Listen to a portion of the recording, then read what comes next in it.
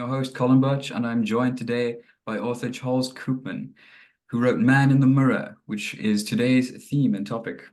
So, Charles, how are you doing today? How has your trip in South Africa been? Glad to be back. Lovely as always. I just wish I could stay longer, but hopefully in the future, if I sell enough books, I'll move here to live. So that's my dream. That's a beautiful goal. Let's see if the South African populace can make you can help you get there. Thank you. Yeah, yeah. All right. So, let me just jump right in. What was the inspiration behind Man in the Mirror? Yeah, that's a good one. A lot of people will say firsthand, seeing the title, Man in the Mirror, it's because it's a noted Michael Jackson song. And the truth is, I do like him, and he's mentioned in the book, especially under the quote, "Only the good die young." But the truth is, it comes from my father, who recently passed away, and he had said to me, Charles, you can lie to everyone in the world, but when you wake up in the morning and you go into the bathroom, you have to be honest with that person you're looking to in the mirror, yourself. And that old man, he was a bit crazy, but he was dead on right. So that's where it comes from. It's just living fully your life the way you want to, being owning it and just being real. That part of it. So Wow. Okay. Okay. I really like that, Charles. Truly, it's something that I myself have also thought about often. Not lying to yourself. We're taught, as you say, we're often taught not to lie to other people, 100%. But lying to yourself is really where a large majority of your own problems come from. So, yes, right. You know something I've already, in knowing a little bit about your station, is that actually it's quite, because this covers two genres, the book, that of travelogue, but also that of philosophical, kind of a self-help style. And I can see you appreciate that second side a lot, and I very much connect with that as well. So just let me know that. all right. Yeah. No, 100%. Because I do think that, in all honesty, we all have the capability to get ourselves to where we need to be and where we want to be. We might not always know how, and that's why where some of these books can come in handy. Just to shift that perspective a bit to a point of where you are able to take on more and understand more. You get it, yeah. So thank you. I appreciate that. I appreciate that. But of you've obviously traveled quite a lot, 100 plus countries in your time. From your travels, Charles, what have been some of the most important lessons that you have learned? Ugh,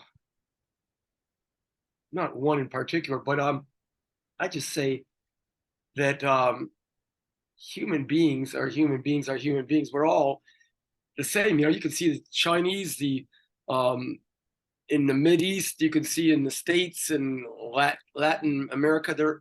I see it especially amongst the kids who I teach, because I'm a teacher as well, uh, and and they're all, we're all human beings. We're all from the same, and it should just be grasped as that. And I may be even addressing another question coming up, but just be beautiful to be all realizing that, and to be all, I guess you could say, global citizens, just to uh, realize we're all in this together.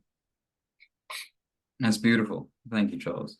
Yeah, I couldn't agree with you more. And on that vein, I'd like to ask you, what do you think we could do to be more accepting of others and to be more inclusive in terms of culture? Yeah, reflecting on that one.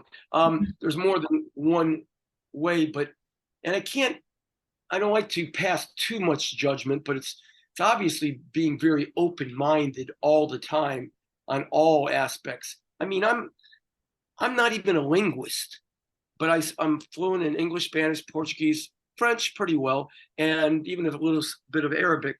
What I'm saying is to, when in Rome, do as the Romans do. So it's basically um, adapting to theirs and showing that you can embrace another culture, especially if you're there for a good length of time.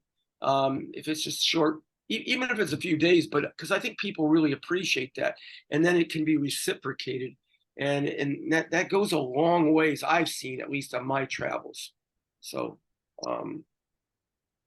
Yeah, fair enough. The breaking down of those boundaries that keep us separated from one another, allowing ourselves to be vulnerable enough to actually take a step back and, put our own value systems perhaps aside for a second. excuse me, it's easier said than done. We're all safe in our little home or setting, and but it's so much more fulfilling, I believe, to take those chances and go out there. I mean, I'm of course I'm the other extreme, but I just am addicted to it, and I think that it's a good endeavor. So I just am practicing what I preach. So That's fair. That's fair. I've heard many an individual say that travel opens the mind and the heart equally. yes, and adding in a final point, I like to say it freshens the soul. So that's for me, anyways. Yeah, 100%. I can only imagine.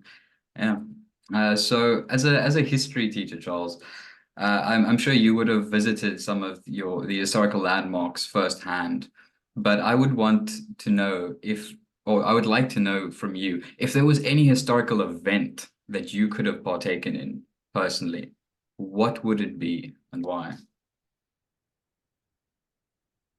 Um, I'm thinking of a couple points, but it's um, what comes out with me a lot is during the Renaissance era in Italy, and I don't my Italian is so, but um, and at that time it would be the language of Latin anyway, so I'd probably be able to get by so. But it's in particular even more meeting some of these truly great Renaissance ones. One being I've gone to Vinci, which was the town of that in Italy, also known as for Leonardo da Vinci, and met the man firsthand and take taken into account some of the experiences of what he went through, because he was so comprehensive, so complete, and took in so many things um, to really affect people. I mean, he was so far ahead of his time, whether it be in not just the paintings and all, but inventions and first plane and just how that would have gone about. Um, I just find that how it's like one of my quotes I put down is only the good die young, and that if some people had lived longer, could that have altered history for the better or worse? And could I have made a difference on it? But I wouldn't want to meddle in those things. I just like to take part in it, though. But it's again, there's you could keep going on. The bridging of the Columbian Exchange for bringing Europe and America together. Even when I was over on the Great Wall, imagining I did a marathon there and in China, and imagining the Mongols crashing through and holding them off, and meeting maybe the greatest conqueror of all, Kublai Khan. Or again, a lot of times it ties in with individuals more than per se the event. Alexander the Great, how just what made them so effective, and Napoleon, these type of things. But and it seems we're still, history is being created every day, literally, and I mean, I applaud and give so much credit, even if I could just go back a little bit, to have met your own Nelson Mandela, and that wasn't that far back, really. So, but that's just my little take. Yeah, okay. So there's quite a few places you'd like to go, but as you say, mostly centered around political leaders and such. Um, yeah. Yes. All right. No, that's really cool. That's really cool. So going back to Man in the Mirror as well. When surely you've obviously met countless people during your travels. But I would just like to know if there were a few that really stuck with you or from the sharing of their personal experiences. I one that sounds superficial, but actually is not, is because I'll bring it out again with that quote, "Only the good die young." I had, when I was teaching in New York City, I had Kobe Bryant. If you've ever heard of him, Mhm. the noted basketball player, tragically die in a helicopter crash with his little one there, and he came to my classroom via Nike sponsorship, and it was he, the kids were just in awe. But it was more than that. He was like you can bridge things in many ways. Uh, sure, you can say music, you can say in theater, but also in the sports, and how putting it to good use and bridging those gaps. And I think he did a lot on that end of it. I mean, even his name, he got that from Japan. He was fluent in Italian and played football, soccer, they know it, but uh, from his time in Italy and all that. So not just from being in the States, which I sometimes am hard on my own country. It was quite provincial and doesn't venture out as much. Might be even a curse of the wealthy countries. When you have it all, you take it for granted somewhat. Um, but uh, but then again, I even do this finger wagging on Cape Townian because I think you guys take for granted. You're a top 10, if you Google search, it's a top 10 most beautiful city in the world, and there's just so many things that are interesting. I think what I'm really spelling out to you is I'm a very curious sort, and I think that's a good thing to start with, and then to just and it helps to have studied it fairly well, built up a good foundation. I have a master's in history, and I've also in the languages, so it's opened up and got me to know a lot more about history and the cultures and people that I went to. That's fascinating. Thank you. Thank you so much, Charles. Wow. Honestly, I feel like we could continue this conversation for a whole lot longer. I have a few points that I personally would have loved to mention, but yeah, it's not gonna fit into today's episode. But regardless, let's carry on. Yeah, Uh, yeah. yes. So if you could have this is a kind of an oddball question, yeah. If you could have dinner with any South African leader, who would it be, and what would you talk about? I know it's going to probably be a little bit cliche, but first, it's in the book as well. Nelson Mandela, um, even had some uh, when I was in Soweto and Joburg, and talking to tour guide about the issue. I mean, I instigated a little bit, but it was tying in with his, because everything isn't fairy tale like, even though he's required reading, so to speak. But he had his ups and downs with Winnie, and and all that. So that could be a question of concern. But I just think maybe about apartheid now.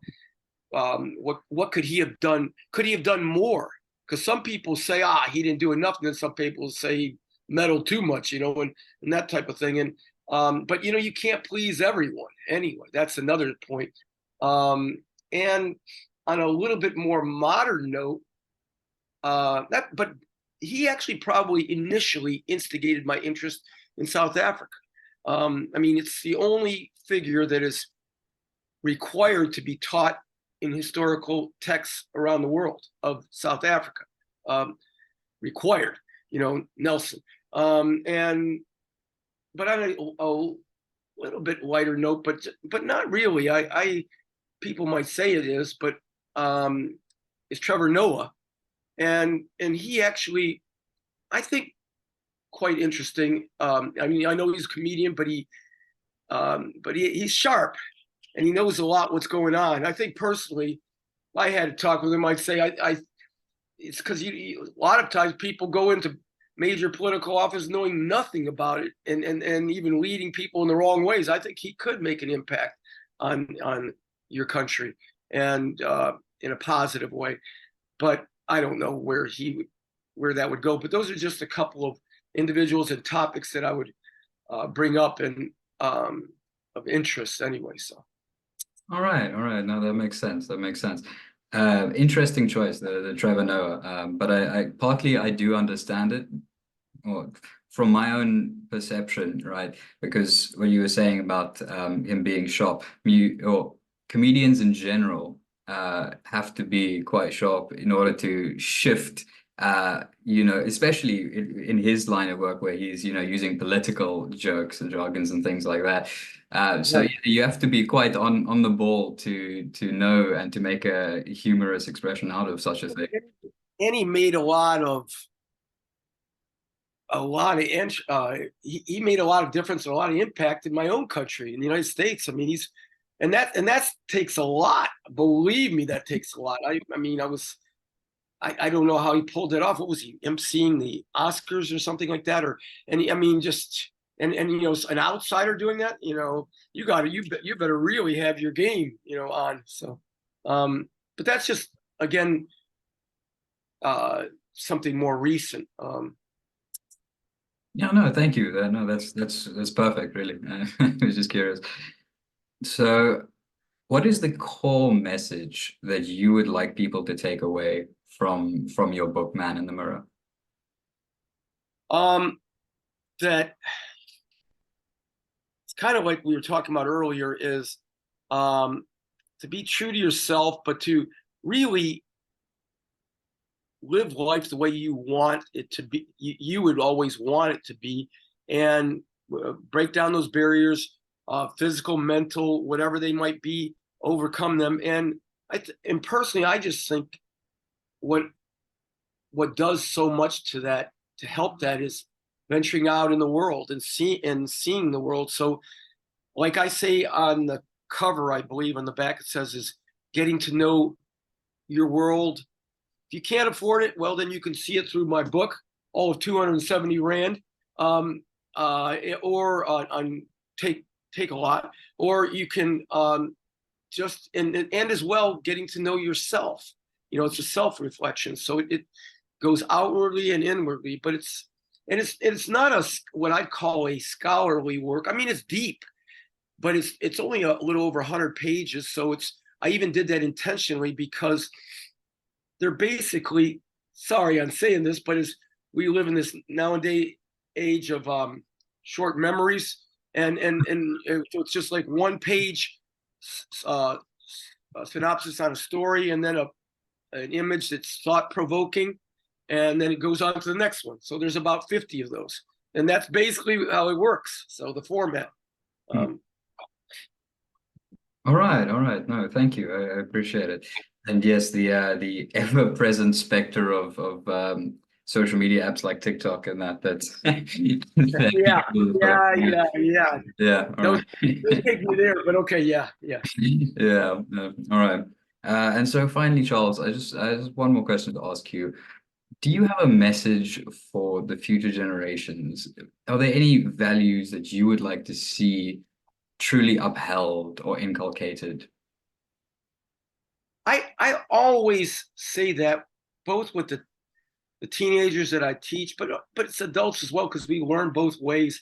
Is that just being really upfront and honest, and in the being different. Who cares about that? You don't want to be a cog in the wheel, and that life. Who is it that said that? I put that in the book. Steve Jobs, from Mac.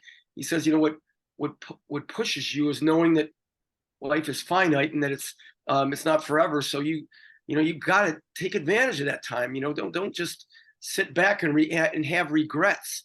So go for it from the get go.